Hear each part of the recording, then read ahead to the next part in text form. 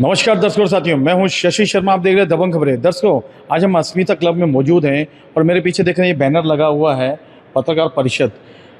कांग्रेस के कदावर नेता मुजफ्फर हुसैन ने यहां पर प्रेस कॉन्फ्रेंस का आयोजन किया था और आज यहां पर उन्होंने बीजेपी और शिवसेना के ऊपर निशाना साधते हुए गंभीर आरोप लगाते हुए कहा है कि चुनाव आयोग जो है भाजपा और शिंदे सेना इनका कठपुतली है, यूँ कह सकते हो इनकी रबर स्टैंप है। जितने भी मुहावरे अगर लगा सकते हो तो वो सारे के सारे चुनाव आयोग पे फिट होते हैं, ऐसा उनका अंदेशा था।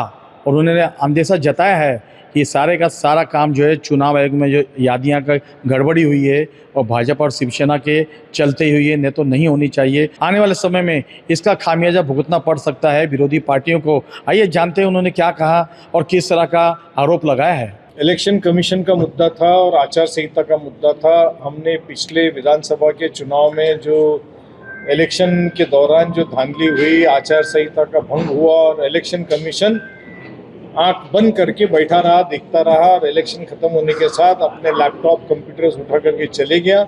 इलेक्शन कमीशन ने कोड ऑफ कंडक्ट के संदर्भ में जितनी कंप्लेन थी, किसी पर भी कोई एक्शन नहीं लिया। और अभी तो पता ये लगता है कि सी विजिल ऐप भी नहीं है। और पिछले दो दिनों में बीजेपी और शिवसेना ने पूरी ताकत से शहर में जो है फ्री बीज बांटने का काम चालू रखा है। आधार कार्ड प्रिंटेड वहाँ पे मिलते हैं और इलेक्शन कमीशन बोलता है आकर के अर्जी दे डालो और उस पर कोई एक्शन नहीं है। मतलब गवर्नमेंट के आधार कार्ड प्रिंटेड मिलते हैं, ना पुलिस एक्शन लेती है ना इलेक्शन कमीशन एक्शन लेता है। तो हमको आचार संहिता का जो पालन करने के लिए जो सीख दी जा रही है वो किसको दी जा रही है? जो बच्चा स्कूल में जाता है उसी को टीचर होमवर्क देती है और छड़ी मारती है। और जो स्कूल ही नहीं आ रहा है और बाहर से कॉपी करके पास हो रहा है, टीचर उसको फुल मार्क्स दे रही है। ये उसी तरह का हाल है। देश में लोकतंत्र है, डॉक्टर बाबा साहब अम्बेडकर की घटना के तहत ये देश चलता है। तो चुनाव लड़ने का अधिकार सबको है। वंचित अघाड़ी के को अलायंस करने के लिए हमारे जिला अध्यक्ष प्रमोद सावंत साहब ने 2-3 बार उनसे संपर्क किया और उनको बुलाया तो उन्होंने कहा कि नहीं, हमको खाली ये 3 सीटों में इंटरेस्ट है, आप इस पे बात करेंगे, यहाँ हमको सीट छोड़ेंगे तो हम आएंगे, अन्यथा हमारे को इंटरेस्ट नहीं है। इस तरह की बात प्रमोद सावंत हमारे जिला अध्यक्ष के साथ उनकी हुई। स्वागत है उन लोगों का। MIM पहली बार इस शहर में आ रहा है, उनका भी स्वागत है। मगर खुशी इस बात की होगी मुझे कि अगर वो पूरी 95 सीट्स लड़ाए और भाईंदर, ईस्ट, वेस्ट, राय, मोरवा, मुर्दा, उत्तन, जेसलपार, खारीगांव, BP रोड, नवघर, घोड़देव, इन पूरे इलाकों में अगर वो सीट लड़ाएंगे तो मैं मानूंगा कि वो लोकतंत्र की लड़ाई लड़ रहे हैं। और अगर वो खाली मुस्लिम इलाकों में वोट काटने के लिए सीट लड़ाएंगे तो मुझे कहने की ज़रूरत नहीं है कि उसका आने का इंटेंशन क्या है। जो लोग बीजेपी में चले गए थे गद्दारी कर से, कांग्रेस के साथ गद्दारी करके चले गए थे, क्योंकि अजीत पवार बीजेपी के साथ में अलायंस पार्टनर है, तो अजीत पवार के राष्ट्रवादी के सिंबल पे बीजेपी 9, 19, 22, 13, 18, 14, 15, उत्तन 24, ये सारे इलाकों में जहाँ मुस्लिम एंड क्रिश्चियंस की लोक संख्या है, यहाँ पे अजीत पवार के सिंबल पे बीजेपी कैंडिडेट खड़ा कर रही है। जो लोग हैं कैंडिडेट हैं कोई अजीत पवार के नहीं हैं, वो बीजेपी के। तो आप समझ सकते हैं कि बीजेपी की पॉलिसी क्या है।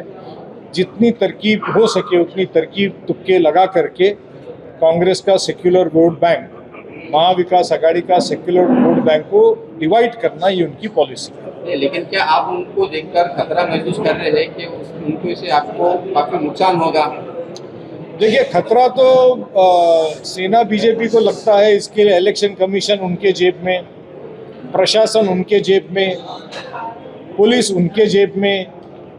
इलेक्शन कमीशन कोई कार्रवाई कायदे से नहीं कर रहा है। इतना सब होने के बावजूद फ्री बीज बांट रहे हैं, तो खतरा किसको लग रहा है? उनको लग रहा है कि हमको लग रहा है? कांग्रेस कमेटी का प्रदेश से ये निर्देश है कि जो अलायंस है उसके लिए जिला स्तर पे आप लोग बातचीत करके कर सकते हैं। और उसके तहत जिला अध्यक्ष हमारे प्रमोद सावंत, उबाटा, शिवसेना, मनसे, बहुजन विकास आघाड़ी, वसई विरार, इनके साथ में इनकी बातचीत अंतिम टप्पे पर है और राष्ट्रवादी शरद पवार ग्रुप अंतिम टप्पे पर है। मगर क्योंकि मतदार यादी ही फाइनल पब्लिश होगी 28 तारीख को प्रभाग निहाई, और क्योंकि अभी इलेक्शन कमीशन के काम पर हमको बिल्कुल विश्वास नहीं है, इसलिए हम यादी अभी आपस में अंतिम नहीं कर रहे हैं। क्योंकि हो सकता है कि प्रमोद सावंत का नाम एक उबाटा ने फिक्स किया या प्रकाश नांगने का कांग्रेस ने फिक्स किया, तो उसका नाम गायब हो सकता है, उसके नाम में मिस्टेक हो सकती है, ये सारी चीज़ें हो सकती हैं। इसके लिए हम इसका अंतिम फैसला 29-30 तारीख को करेंगे। लोग अपना नॉमिनेशन भर देंगे और उसके बाद हम पब्लिक के सामने आके बताएंगे किसने कितनी सीटें लड़वा रहे हैं।